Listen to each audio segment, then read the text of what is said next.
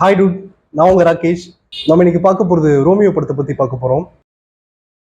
நம்ம ஸ்கூல் படிக்கிறப்போ நம்ம கிளாஸ்ல ஒரு அப்பாவியான பையன் இருப்பான். அவன் என்ன பண்ணாலும் சரி, யாரும் அவனை எதுவுமே கேட்கவே மாட்டாங்க.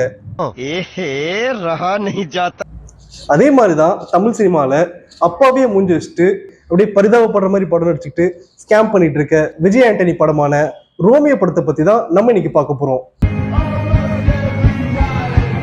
எஸ், வாங்க வீடியோக்குள்ள போலாம். விஜய் ஆண்டனி, நான் சலீம் இந்த மாதிரி படத்துல ஆரம்பிச்சு இப்போ வரைக்கும் ஒரே மாதிரியான ஃபேஸ் எக்ஸ்பிரஷனோட நடிக்கிறதுல நம்ம மகேஷ் பாபுவை மிஞ்சினவர் நம்ம விஜய் ஆண்டனி.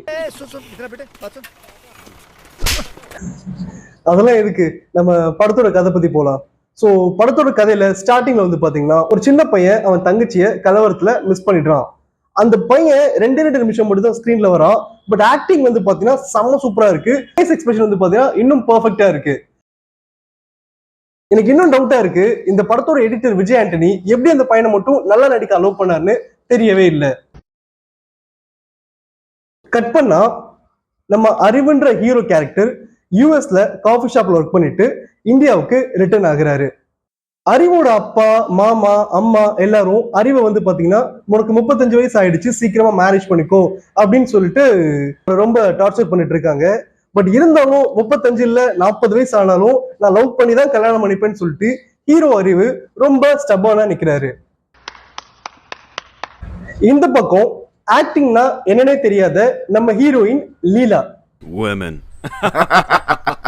இவங்களோட ஃப்ரெண்ட்ஸ் டைரக்டர் ஆகணும், கேமராமேன் ஆகணும், ஹேர் ஸ்டைலிஸ்ட் ஆகணும்னு சொல்லிட்டு பயங்கர வெறியோட இருக்காங்க. ஸோ இதுதான் எங்க டீம். லீலாவை பொறுத்த வரைக்கும் பாத்தீங்கன்னா இவங்க ஒரு 2K கிட், ரொம்ப ஒரு மாடர்னான பொண்ணு. இவங்க ஸ்டார்டிங்ல எப்படி வராங்கன்னா, ஸ்ட்ரெஸ்ஸா இருந்தாலும் சந்தோஷமா இருந்தாலும் எந்த நாளும் குடிக்கலாம்டா அப்படின்னு சொல்லிட்டு ஒரு கட்டிங் போட்டு தான் கதையவே ஆரம்பிக்கிறாங்க. ஸோ லீலா சரக்கு போட்டு ஃபன் பண்ணிட்டு இருக்கிறப்போ அவங்க அப்பா ஃபோன் பண்றாரு. ஃபோன் பண்ணி தாத்தா இறந்துட்டாரு, நீ சீக்கிரமா வீட்டுக்கு வா அப்படின்னு சொல்லிட்டு கூப்பிடுறாரு. உடனே லீலா வந்து பாத்தீங்கன்னா மாடர்ன் காஸ்டியூம்ல இருந்து ட்ரெடிஷனல் காஸ்டியூம்ல ஊருக்கு போறாங்க, அந்த சாவை அட்டென்ட் பண்றாங்க. அதே சாவுல நம்ம ஹீரோ அறிவு வராரு. ஸோ இறந்தவருக்கு மாலை போடலான்னு சொல்லிட்டு அறிவு மாலை போட போறாரு. அப்போ சாரியில நம்ம ஹீரோயின் லீலாவை பார்க்கும்போது அவங்க அழகுல மயங்கிடுறாரு. Wait wait wait, Hey, I've seen this one. This is a classic. இது சர்வம் படத்துல ஆர்யா த்ரிஷா நடிக்கிற சீன் மாதிரி இருக்கு.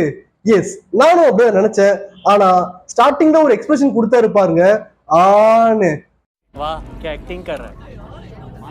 அதுலயே செம்ம வெறுப்பாயிடுச்சு. இவர் வந்து பாத்தீங்கன்னா மீனோட அழகுல மயங்கி போயிடுறாரு. ஒரு பயங்கரமான எக்ஸ்பிரஷன் ஒண்ணு கொடுக்குறாரு. அண்ட் லீலாவை மேரேஜ் பண்ணி குழந்தை வரைக்கும் ஒரு இமேஜினேஷன்ல போயிடுறாரு. அண்ட் அந்த சாவுல வந்து பாத்தீங்கன்னா ஒரு பயங்கரமா குத்து டான்ஸ் ஆடுறாரு. இந்த டான்ஸை பார்த்த லீலாவோட அம்மாவுக்கு வந்து பாத்தீங்கன்னா ஒரு நெஞ்சு வலி வந்துருது. ட்ரீட்மெண்ட்க்கு ஒரு 4 லட்சம் செலவாகும்னு லீலாவோட அப்பா லீலா கிட்ட சொல்றாரு. இதான் சென்னையில ஒர்க் பண்ணியே ஒரு 4 லட்சம் கொடுமா அப்படின்னு கேக்குறாரு. ஆனா சரக்கு சைடிஷ்க்கு செலவு பண்ண நம்ம லீலா கிட்ட பணம் இல்லாததுனால அவங்க அப்பா கிட்ட பணம் இல்லைன்னு சொல்லிடுறாங்க.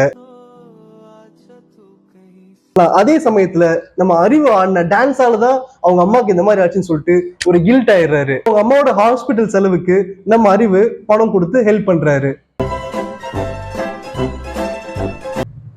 அப்புறம் இதே டைம்ல நம்ம லீலாவோட அப்பா, லீலா வந்து சென்னையில ஐடி கம்பெனில ஒர்க் பண்ணல, அது ஃப்ரெண்ட்ஸ் கூட ஜாலியா சுத்திட்டு சினிமா இஸ் மை பேஷன் அப்படின்னு சொல்லிட்டு சுத்திட்டு இருக்குன்றத கண்டுபிடிச்சிடுறாரு.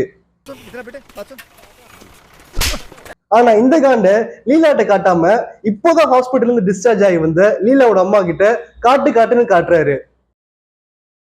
இது நடந்துட்டு இருக்கப்போ அறிவோட அப்பா லீலாவோட அப்பா கிட்ட போன் பண்ணி, உங்க பொண்ணை என் பையனுக்கு கல்யாணம் பண்ணி தரீங்களா அப்படின்னு சொல்லிட்டு கேட்கிறாரு. நம்ம லீலாவோட அப்பா யாருன்னு வந்து பாத்தீங்கன்னா ஒரு மல்டிவர்ஸ்ல வாழ்ந்துட்டு இருக்காரு. ஞாபகம் இருக்கா? உன்னை நினைத்துல வந்து பாத்தீங்கன்னா லைலாவோட அப்பா வருவார்ல, கரண்ட் பில் கட்டியாச்சு, அதோட வாங்க மாப்பிள்ள, டிவி ஃப்ரிட்ஜ் எல்லாம் வாங்கி போட்டாச்சு, அதோட நீங்க தான் மாப்பிள்ள. எஸ், அந்த தலைவாசல் விஜய் தான் லீலாவோட அப்பாவா இந்த படத்துல நடிச்சிருக்காரு. சோ இவரு ஹாஸ்பிட்டல் பில்ல கட்டினதுனால அந்த தலைவாசல் விஜய் வந்து பாத்தீங்கன்னா அறிவையும் லீலாவையும் கல்யாணம் பண்றதுக்கு சம்மதம் தெரிவிக்கிறாரு. மேரேஜ்க்கு 1 வீக் டைம் இருக்கு. இந்த டைம்ல லீலா என்ன பண்ணிருக்கணும்?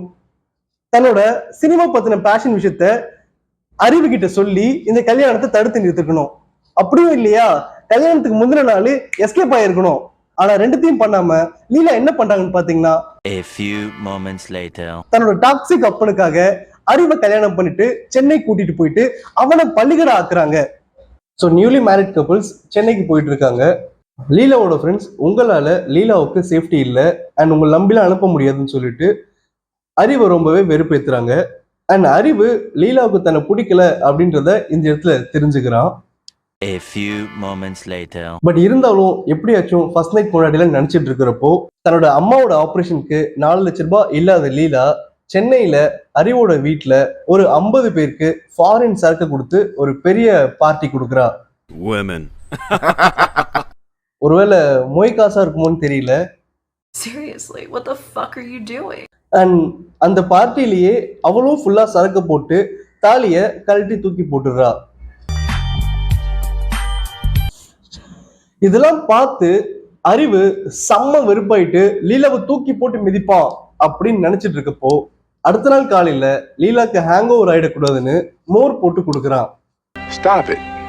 Get some help. அதுக்கப்புறம் அறிவு தன்னோட மாமா கிட்டயும் யோகி பாபு கிட்டயும் தன்னோட ஒய்ஃபை எப்படி கரெக்ட் பண்ணுறதுன்னு சொல்லிட்டு ஐடியா கேட்கிறான்.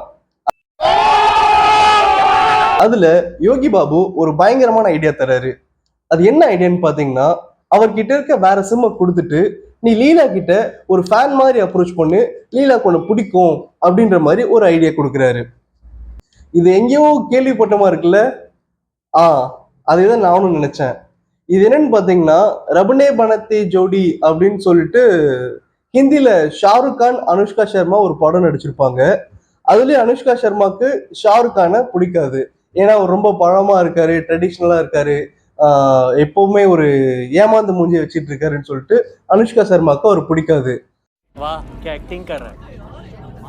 அதனால ஷாருக் கான் என்ன பண்ணுவாருன்னு பார்த்தானா, அனுஷ்கா சர்மாவுக்கு பிடிச்ச மாதிரி நல்லா ஃபேன்சியா ட்ரெஸ் போட்டு மாறு வேஷத்துல அனுஷ்கா சர்மாவை இம்ப்ரெஸ் பண்ணுவாரு. அதே மாதிரிதான் டைரக்டரும் பிளான் பண்ணிருக்காரு போல. அறிவு இப்படி லீலாவை மேனிபுலேட் பண்ணிட்டு இருக்க டைம்ல நம்மளுக்கு ஒரு விஷயம் தெரிய வருது. அது என்னன்னு பாத்தீங்கன்னா, அறிவுக்கு நெருப்புனா பயமா. இது என்ன பிரமாதம்? இது விட பெசலைட் ஒண்ணு இருக்கு, கூவுடா. இந்த இடத்துலதான் நம்மளுக்கு ஒரு டவுட் வருது. என்னன்னு பாத்தீங்கன்னா, ஒரு சிகரெட் அடிக்கணும்னா நெருப்பு பத்த வைக்கணும், அப்போ அது பார்த்து பயப்படுவியா? சரி, அதை விடு. டெய்லி சாமி கும்பிடுற, சாமிக்கு கற்பூரம் ஏத்தணும். ஸோ கற்பூரம் ஏற்றும் போது நெருப்பு பத்த வைப்ப. ஸோ அந்த நெருப்பு பார்த்து பயப்படுவியா? இதெல்லாம் தாண்டி அந்த படத்திலேயே ஒரு சீன் வருது. அவன் ஒய்ஃப்க்கு வந்து பாத்தீங்கன்னா பிரியாணி ரொம்ப பிடிக்குமா. ஸோ அந்த பிரியாணியை இவரே சமைச்சு தர மாதிரி. அந்த பிரியாணி சமைச்சு தரும்போது ஒரு நெருப்பு வராதா, அதை பார்த்து பயப்படுவியா? என்ன சார் இதெல்லாம்? லீலாவோட நடிப்பு திறமையை பார்த்த டைரக்டர்ஸ் யாரும் அவளுக்கு சான்ஸே தர மாட்டேங்கிறாங்க. இதனால மீரா வந்து ரொம்பவே விக்ஸ் ஆயிடுறா.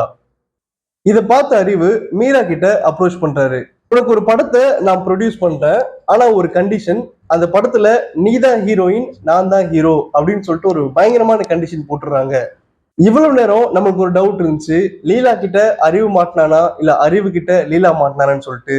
பட் இந்த சீனுக்கு அப்புறம் தான் கிளாரிஃபை ஆச்சு.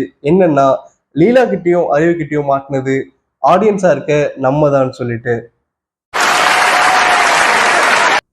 இதுக்கப்புறம் படம் அப்படியே போகுது. லீலா அறிவு தான் போன்ல ஃபேன் மாதிரி பேசுறான் அப்படின்றத கண்டுபிடிச்சிடுறா. இதுவும் இல்லாம லீலா அறிவோட தங்கச்சியும் கண்டுபிடிச்சிடுறா. கிளைமேக்ஸ்ல ஒரு ஃபைட்டுக்கு அப்புறம் லீலா அறிவை தன்னோட ஹஸ்பண்டாவும் ஏத்துக்கிறா. படத்தையும் எடுத்து முடிச்சிடுறானுங்க, ரிலீஸும் பண்ணிடுறானுங்க. இதெல்லாம் பார்க்கும்போது எப்படி இருந்துச்சுன்னா, டேய் கட் பண்றா ஃபார்வர்ட் பண்றா அப்படின்ற மைண்ட் செட் தான் சத்தியமா எனக்கு வந்துச்சு. 2000 years later. ஒரு படத்துல ஒரு பாவமான கேரக்டர் பார்த்தா நம்மளுக்கு அப்படியே பொங்கணும். அந்த கேரக்டரை பார்த்தாலே ரொம்ப பாவமா இருக்கும், அச்சுச்சோ அப்படின்னு சொல்லிட்டு ஒரு பாவமா ஒரு பதட்டமாவே இருக்கணும். ஆனா இந்த படத்துல அறிவோட கேரக்டர் பார்த்து நம்மளுக்கு எந்த மாதிரி மைண்ட் செட் இருந்துச்சுன்னா, டே வைடா குத்ரா அப்படின்ற மாதிரி தான் இருந்துச்சு. இந்த மாதிரி ஒரு அற்புதமான படைப்பை எடுத்த டைரக்டர் கிட்ட நான் கேட்க வேண்டியது ஒரே ஒரு கேள்விதான். ஒரு லவ் படம் எடுத்தீங்கன்னா ஹீரோவும் ஹீரோயினும் எப்படா சேருவாங்க, 2 பேருக்கு நடுவுல பிரச்சனை வரும்போது ச்சே ஏன் தேவையில்லாத பிரச்சனை வருது, சீக்கிரம் ஒன்னா சேரணும் அப்படின்னு சொல்லிட்டு ஆடியன்ஸ் எதிர்பார்க்கணும், ஒரு பரபரப்போடு இருக்கணும். ஆனா இந்த படத்துல இண்டிபெண்டன்ட் உமன் சொல்லிட்டு குடிச்சிட்டு சுத்துற ஒரு பொண்ணும் 35 வயசு மேல நீ வயசுக்கு வந்தா என்ன வரலனா என்ன, லவ் பண்ணி தான் கல்யாணம் பண்ணுவேன்னு சொல்லிட்டு சுத்திட்டு இருக்க ஒரு தற்குறியும் கல்யாணம் பண்ணி மயிரோட போடுங்க போறாங்க.